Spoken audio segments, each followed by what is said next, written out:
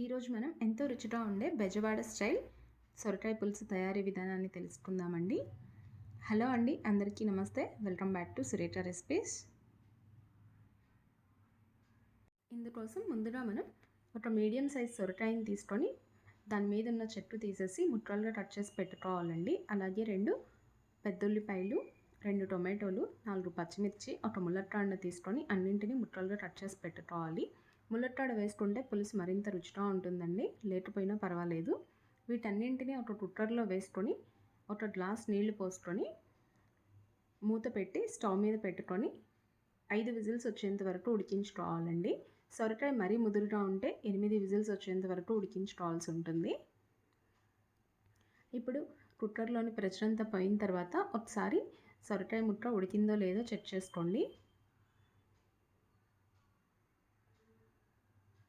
చూసారు కదా, వీడియోలో చూపించినట్లుగా ముక్క బాగా ఉడికిన తర్వాత ఇందులో కొద్దిగా పసుపు, అలాగే రుచికి సరిపడా ఉప్పు, కారం వేసుకొని కలుపుకొని ఒక 5 నిమిషాల పాటు ఉప్పు ముక్కలకి బాగా పట్టేలాగా ఉడికించుకోవాలి.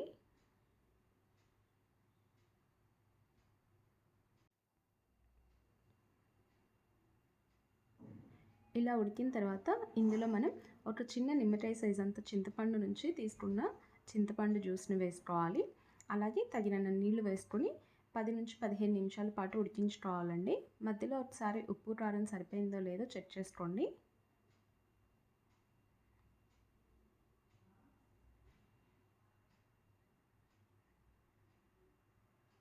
అంతేనండి, ఎంతో రుచికరమైన సొరకాయ పులుసు రెడీ అయిపోయింది.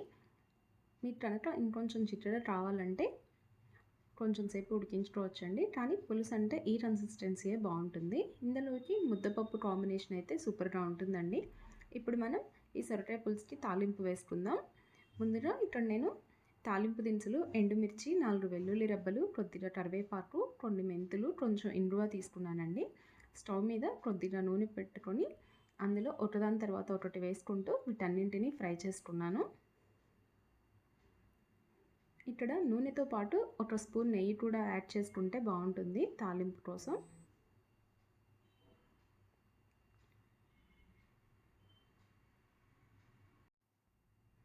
ఇలా అన్నీ వేసుకున్న తర్వాత తాలింపు వేగిన తర్వాత మనం ఇప్పుడు ఈ తాలింపుని సొరకాయ పులుసు మీద వేసుకొని వెంటనే మూత పెట్టుకోవాలండి 1 నిమిషం పాటు.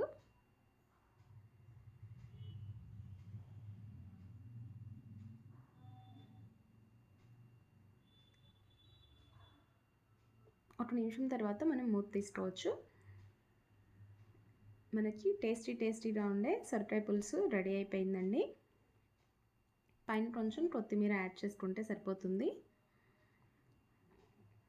మీకు కనుక ఈ వీడియో నచ్చినట్లయితే వీడియోని లైక్ చేయండి, షేర్ చేయండి, అలాగే ఛానల్ని సబ్స్క్రైబ్ చేయండి. Thank you for watching.